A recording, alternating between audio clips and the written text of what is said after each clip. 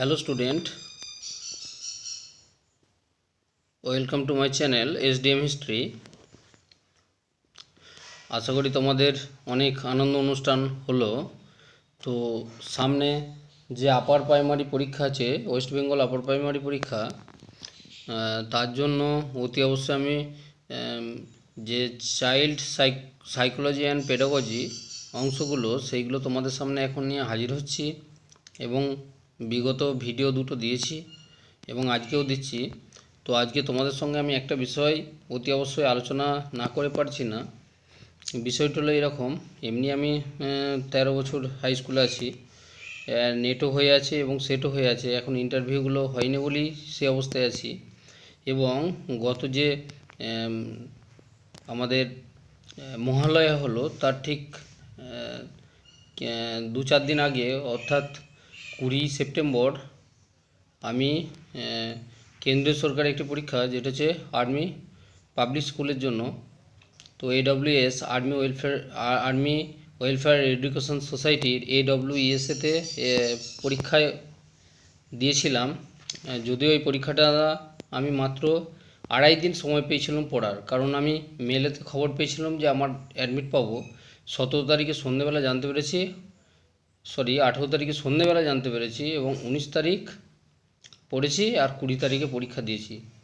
তো সেই হিসেবে 2 থেকে 2.5 দিনের মধ্যে পড়ে আমাকে মোটামুটি, আমি যেহেতু আমাদের রেওয়াজ রয়েছে সেই জন্যই আমরা অতি অবশ্যই আমার পরীক্ষা খুব ভালো হয়েছিল এবং আমি আর্মি পাবলিক স্কুলে, অর্থাৎ AWES army welfare education society যে স্ক্রিনিং টেস্ট নিয়েছিল, OST অনলাইন স্ক্রিনিং টেস্ট, সেখানেতে আমি অতি অবশ্যই কোয়ালিফাই হয়ে আছি। তো সম্ভবত 31শে মার্চ ওদের রিক্রুটমেন্ট হবে। তো আমি আমার যে সমস্ত শ্রোতারা রয়েছে তোমাদেরকে আমি এইটাই বলবো, তোমরা যারা অতি অবশ্যই পরীক্ষার জন্য বা চাকরি পাওয়ার জন্য নিজেদেরকে প্রিপারেশনে রেখেছো, তারা আরও বেশি করে তোমরা নিজেদেরকে পড়ার মধ্যে রেখো। যত নিজেদেরকে পড়ার মধ্যে রাখবে তত সুবিধা হবে। আমি ইতিহাসের মাস্টারমশাই, তো সেই হিসেবে আমি জানি যুদ্ধ করতে গেলে কী দরকার না, অস্ত্রশস্ত্র, তরবারি বা তোমার যে যুদ্ধের যে সরঞ্জাম, সেগুলো সবসময় শান দিয়ে রাখতে হয়, অর্থাৎ পরিষ্কার পরিচ্ছন্ন এবং ধারালো করে রাখতে হয়। আসলে এইটা আমার বলার উদ্দেশ্য যে যারা চাকরির জন্য একবারে দৃঢ়বদ্ধ পরিকর আছো, তারা অতি অবশ্যই তোমাদেরকে এইটা ভাবতে হবে যে আমাদেরকে অতি অবশ্যই পড়ার জন্য রেডি হয়ে থাকতে হবে। তো আমি সেই জন্যই তোমাদেরকে আরও বলবো যে অতি অবশ্যই তোমরা আমার মতোই চেষ্টা করো এবং তোমাদেরকে অতি অবশ্যই তোমরা লক্ষ্যে পৌঁছতে পারবে। দেখো, মানুষ মাত্রই ফেলিওর হবে, কিন্তু সেই ফেলিওর থেকেই মানুষ শিক্ষা নিয়ে তার এগিয়ে যাবে। তা না হলে আমি মাত্র 2.5 দিন পড়েছি বাবা, তো 2.5 দিন পড়ে আমি মোটামুটি পরীক্ষা দেওয়ার সুযোগ পেয়েছি। 17 তারিখে সন্ধ্যেবেলা পেয়েছি, 18 তারিখ আর 19 তারিখ। 20 তারিখে সকালে আমার 8টা থেকে 11টা পর্যন্ত আমার পরীক্ষা ছিল। কলকাতার যে নিউ টাউন, সেখানকার একটা ইন্টারন্যাশনাল মানে ITI সেক্টরেতে আমার পরীক্ষাটা, স্ক্রিনিং টেস্টটা হয়েছিল।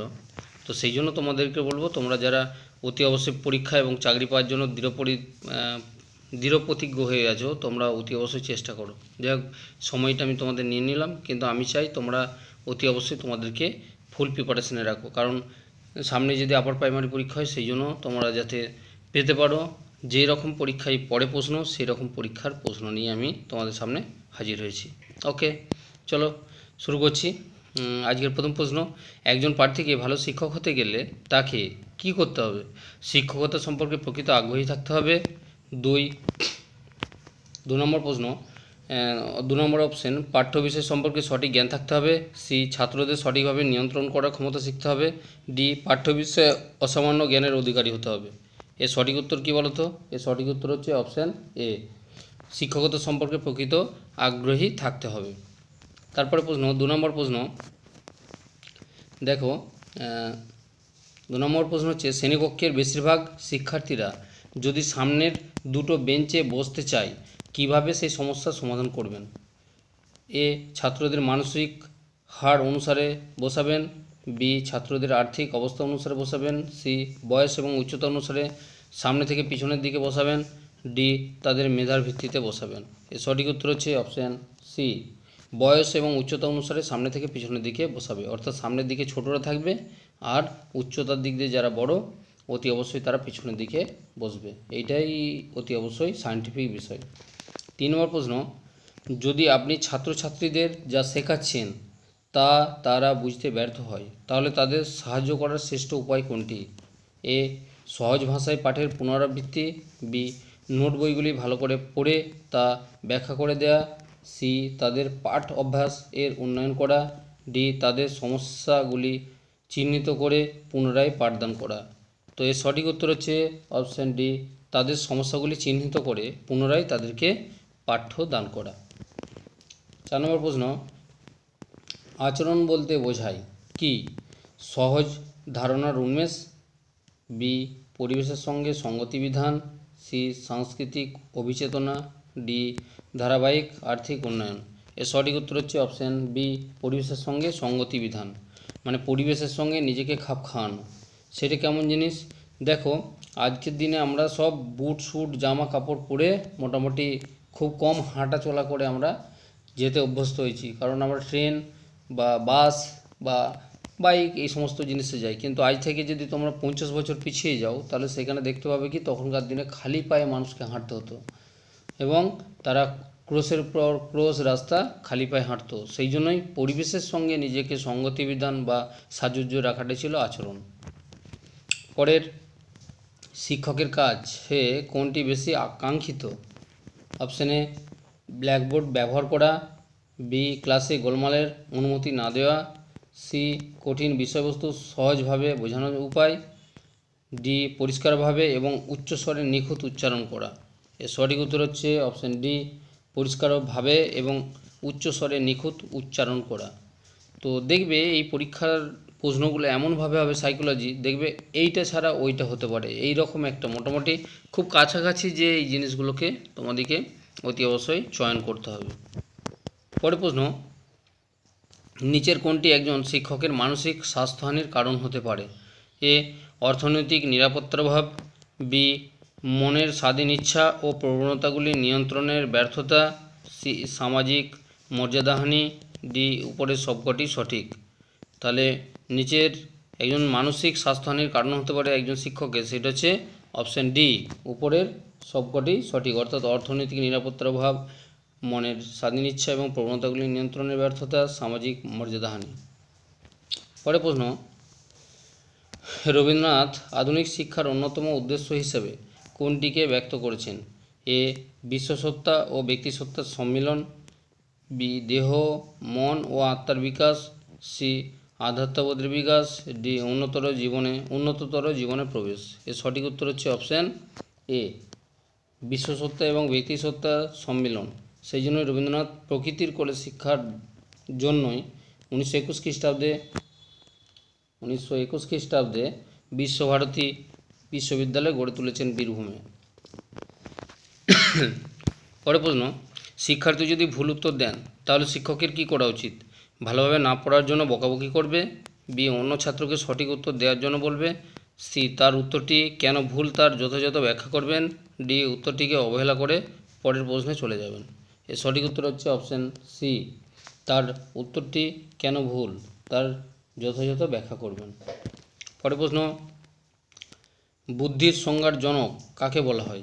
এ, লরেন্সকে। বি, স্পিয়ারম্যানকে। সি, রবীন্দ্রনাথ ঠাকুরকে। ডি, এদের কেউই নন। এর সঠিক উত্তর হচ্ছে অপশান বি, স্পিয়ারম্যান। পরের প্রশ্ন, প্রবৃত্তি বলতে কি বোঝানো হয়? এ, সহজাত বা উত্তরাধিকার সূত্রে প্রাপ্ত প্রবণতা। বি, আর্থিক সচ্ছলতা জনিত বিলাসমুখহীনতা। সি, প্রয়োগ কুশলতা। ডি, ব্যবহারিক জীবনের উপযোগিতা। এর সঠিক উত্তর হচ্ছে অপশান এ, সহজাত বা উত্তরাধিকার সূত্রে প্রাপ্ত প্রবণতা। পরের প্রশ্ন, নতুন নতুন স্থানে ঘুরে বেড়ানো কোন প্রবৃত্তির সঙ্গে সংযুক্ত? এ, সঞ্চয়। বি, বিলাস প্রবণতা। সি, আরাম প্রবণতা। ডি, পরিব্রাজক প্রবণতা। এর সঠিক উত্তর হচ্ছে অপশান ডি, পরিব্রাজক প্রবণতা। নতুন নতুন স্থানে ঘুরে বেড়ানো যেটা পরিব্রাজক প্রবণতা, যেটা আমাদের স্বামী বিবেকানন্দের নীতি ছিল, তিনি সারা ভারত পরিভ্রমণ করেছিলেন পায়ে হেঁটে, সেই জন্য তিনি পরিব্রাজক। পরে একজন শিক্ষককে সার্থক হতে গেলে তাকে কি করতে হবে? তার বিষয় সম্বন্ধে সম্যক জ্ঞান লাভ করতে হবে, ছাত্রদের ভালো ফল করাতে হবে, সি শিক্ষককে সুলভ হতে হবে, ডি বিখ্যাত পত্রিকায় লেখা প্রকাশ করতে হবে। এর সঠিক উত্তর হচ্ছে অপশান এ, তার বিষয় সম্বন্ধে সম্যক জ্ঞান লাভ করতে হবে। অর্থাৎ যিনি ফিজিক্সের মাস্টারমশাই তাকে ফিজিক্স সম্পর্কে ডিপ নলেজ রাখতে হবে, যিনি জিওগ্রাফির মাস্টারমশাই তাকে জিওগ্রাফি সম্পর্কে যথেষ্ট এবং বেশ সমৃদ্ধ জ্ঞান থাকতে হবে। আমি ইতিহাসের মাস্টারমশাই, সেই জন্য আমাকে ইতিহাস সম্পর্কে যথেষ্ট জ্ঞান অতি অবশ্যই অর্জন করতে হয়েছে, এরকম জিনিসটা। অর্থাৎ একজন শিক্ষক হতে গেলে তাকে অতি অবশ্যই তার বিষয় সম্পর্কে সম্যক জ্ঞান লাভ করতে হবে। পরে প্রশ্ন, ডক্টর সর্বপল্লী রাধাকৃষ্ণনের মতে অনুসারে শিক্ষার প্রথম ও প্রধান উদ্দেশ্য হল এ আত্মকামনাত্যাগ, বি উন্নততর আধ্যাত্মময় জীবনে প্রবেশ, সি দেহ মন ও আত্মার সঠিক বিকাশ, ডি আত্ম উপলব্ধি। তো এর সঠিক উত্তর হচ্ছে অপশান বি, উন্নততর আধ্যাত্মময় জীবনে প্রবেশ। পরে প্রশ্ন, একজন শিক্ষার্থী গবেষণা করেন কেন?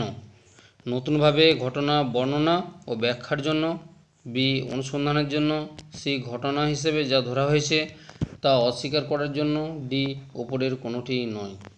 এর সঠিক উত্তর হচ্ছে অপশানে নতুনভাবে ঘটনা বর্ণনা ও ব্যাখ্যার জন্য।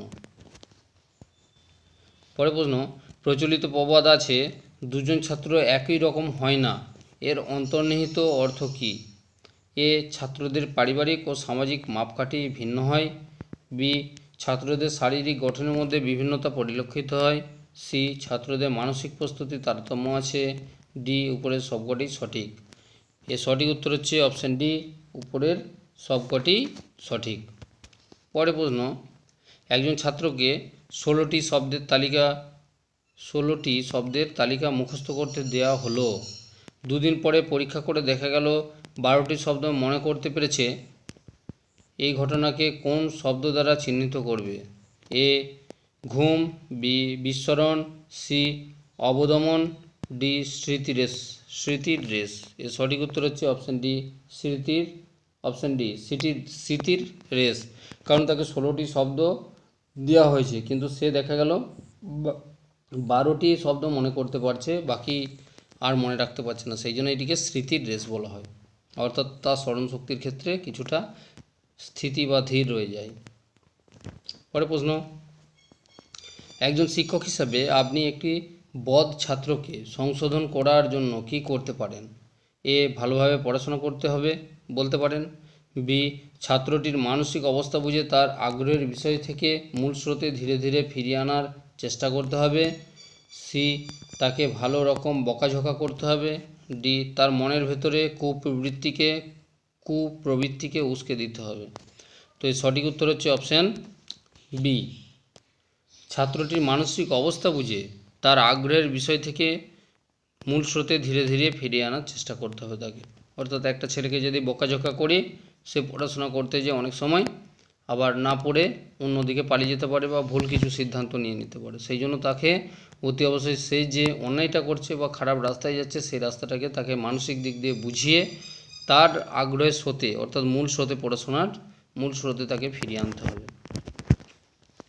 পরে প্রশ্ন, যদি কোনো সময় দেখা যায় যে কোনো ছাত্র পরীক্ষাতে বারবার অকৃতকার্য হচ্ছে, এটা খুব গুরুত্বপূর্ণ প্রশ্ন এটা, কারণ আমরা এটা শিক্ষকতা পেশার সঙ্গে যুক্ত, সেই জন্য আমাদেরকে এগুলো খুব ভালোভাবে মনে রাখতে হবে প্রশ্নগুলো।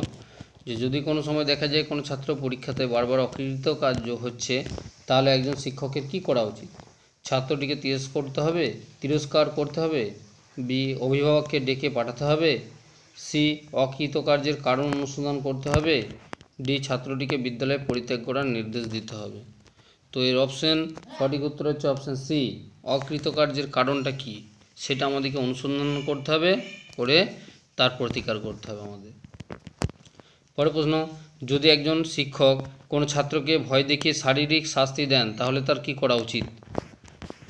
এই ধরনের ব্যবহার আর কখনো করবে না, তোমার কৃতকার্যের প্রতি অনুশোচনা করবে, সি দোষীকে বারবার শাস্তি দেবে, ডি উপরে কোনোটি সঠিক নয়। এর সঠিক উত্তর হচ্ছে অপশান বি, তুমি যে ছাত্রটিকে মেরেছো সে মারার জন্য অতি অবশ্যই অনুশোচনা বোধ করে তোমার কৃতকার্যের প্রতি অনুশোচনা করবে এবং ছাত্রটিকে সাবধান করবে, এইটাই সঠিক উত্তর। শিক্ষক হিসাবে একজন মানুষের প্রধান কর্তব্য হলো এ শিক্ষার্থীদের মনে আন্তর্জাতিকতাবাদের উন্মেষ ঘটানো, বি জাতীয়তাবাদের উন্মেষ ঘটানো, সি আঞ্চলিকতাবাদের উন্মেষ ঘটানো, ডি প্রাদেশিকতার উন্মেষ ঘটানো। এর সঠিক উত্তর হচ্ছে অপশান এ, শিক্ষার্থীদের মনে আন্তর্জাতিকতাবাদের উন্মেষ ঘটানো। অর্থাৎ আমরা দেখতে পাই কি খেলাধুলাতে বা পড়াশোনাতে বা আরও যে সমস্ত আমাদের ইভেন্টগুলো আছে সেই সমস্ত জিনিসে যখনই কোনো একজন পুরুষ বা মহিলা যখনই ভালো কিছু করছে তখন সেইটা ছাত্রছাত্রীদের মনের মধ্যে গেঁথে দিলে তারা নিজেরা আন্তর্জাতিক মানের হয়ে যায়। অর্থাৎ তারা জানতে পারে যে এটা একটা বিখ্যাত ঘটনা বা বিখ্যাত জিনিস, সেই জন্য শিক্ষার্থীদের মনে আন্তর্জাতিকতাবাদের উন্মেষ ঘটাতে হবে। যেমন এই যে চন্দ্রযানের বিষয়টা ইসরোতে, অর্থাৎ আমাদের ভারতে ইন্ডিয়ান স্পেস রিসার্চ অর্গানাইজেশন যে চন্দ্রযান করিয়েছিল, সেখানেতে আমাদের ভারত গোটা বিশ্বের মধ্যে নিজের শ্রেষ্ঠত্ব একটা দাবি করেছিল। সেইটাই ছাত্রছাত্রীদের মনের মধ্যে একটা বিরাট আকার প্রভাব ফেলবে এবং তাদের মনে গেঁথে যাবে। এটা হচ্ছে শিক্ষার্থীদের মনে আন্তর্জাতিকতাবাদের উন্মেষ ঘটানো। পরে একজন শিক্ষার্থীকে কী করে অঙ্কের প্রতি মনোযোগী করে তোলা যেতে পারে? এইটা তো খুবই কঠিন জিনিস, অতি অবশ্যই তোমরা ভালোভাবেই জানো অঙ্কের প্রতি সবারই ভয় রয়েছে। তবুও দেখো, এ একাগ্রতার দ্বারা, বি ধারাবাহিক অঙ্কের প্রযুক্তির দ্বারা, সি তাকে সবসময় অঙ্ক করতে বলতে হবে, ডি পুনঃ পঠন ও অভ্যাসের দ্বারা।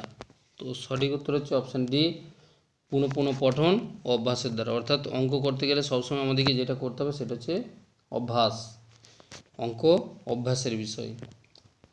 পরের, প্রকৃতির নিয়মে শিক্ষাদান অনুযায়ী শিক্ষা পরিচালিত হবে কি?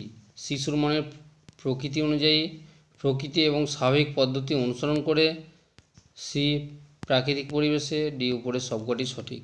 এর সঠিক উত্তর হচ্ছে অপশান ডি, উপরের সবকটি সঠিক। অর্থাৎ শিশুর মনের প্রকৃতি অনুযায়ী করতে হবে, প্রকৃতি এবং স্বাভাবিক পদ্ধতি অনুসারে করতে হবে, এবং কোনো জটিলভাবে গ্রহণ করা চলবে না, আর প্রাকৃতিক পরিবেশে করতে হবে। কেমন? সেইটা হচ্ছে শিক্ষার্থীদের পাঠদানের সঠিক দিক। পরে, শিক্ষার্থীর অপসঙ্গতি বলতে কী বোঝায়? এ পরিবেশের সঙ্গে সঙ্গতি বিধানের সমতা, বি প্রক্ষোভজনিত সমস্যা, সি পরিবেশের সঙ্গে মানিয়ে নেওয়ার প্রয়াস, ডি উপরে কোনোটিই নয়।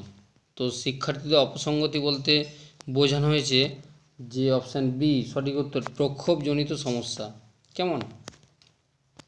পরে প্রশ্ন, বুনিয়াদী শিক্ষার প্রবর্তক হলেন এ রবীন্দ্রনাথ ঠাকুর, B Swami Vivekananda, C Subhash Chandra Basu, D Mohandas Karamchand Gandhi. তো বুনিয়াদী শিক্ষার প্রবর্তক হলেন অপশান ডি, মহাত্মা গান্ধী। পরে, কৈশোরকালে শিক্ষার্থীদের কোন জাতীয় চেতনার উন্মেষ ঘটে? এ ব্যবচ্ছিন্নতা, বি একাকিত্ববোধ, সি দলপ্রীতি, ডি ব্যক্তিগত স্বতন্ত্রবোধ। এর সঠিক উত্তর হচ্ছে অপশান সি, দলপ্রীতি। অর্থাৎ একটা দল গড়ে তুলে তাদের দলের লিডারশিপ গড়ে তোলার জন্য। পরে, যদি বিদ্যালয়ে একটি ছাত্র হঠাৎ অসুস্থ হয়ে পড়ে তাহলে একজন শিক্ষকের প্রথমে কী করা উচিত? এ অভিভাবককে ডেকে পাঠানো উচিত, বি ফোন করে ডাক্তারের পরামর্শ নেওয়া উচিত, সি তাকে বাড়ি পাঠিয়ে দেওয়া উচিত, ডি প্রথমে তার প্রাথমিক চিকিৎসার ব্যবস্থা করা উচিত। সঠিক উত্তর হচ্ছে অপশান ডি, প্রথমে তার প্রাথমিক চিকিৎসার ব্যবস্থা করা উচিত। পরে প্রশ্ন, শিশুর মানসিক বিকাশের প্রথম ধাপটি কী নামে পরিচিত? এ স্বতন্ত্রীভবন, বি মূল্যায়ন, সি সঞ্চরণ, ডি পুনর্গঠন। এর সঠিক উত্তর হচ্ছে অপশান এ, স্বতন্ত্রীভবন। মানসিক বিকাশে তার সবসময় স্বতন্ত্র একটা দিক ভেবে থাকে তারা। পরে, বিদ্যালয়ে বার্ষিক পরীক্ষার সময় শিক্ষার্থীরা পরীক্ষা দিতে অস্বীকার করলে একজন প্রধান শিক্ষক কী করবেন? এ পুলিশ ডেকে আনা উচিত, বি ব্যাপারটি সুষ্ঠু সমাধানে সচেষ্ট হওয়া উচিত, সি তাদের জোর করে পরীক্ষায় বসানো উচিত, ডি বিদ্যালয় বন্ধ করে দেওয়া উচিত। এর সঠিক উত্তর হচ্ছে অপশান বি, ব্যাপারটি সুষ্ঠু সমাধানের সচেষ্ট হওয়া উচিত। পরে প্রশ্ন, যদি কোনো বিদ্যালয়ে রাজনৈতিক সংঘর্ষ শুরু হয় তাহলে একজন প্রধান শিক্ষকের কর্তব্য কী? এ শিক্ষা সচিবের কাছে পত্র লেখা, বি রাজনৈতিক নেতাদেরকে বিদ্যালয়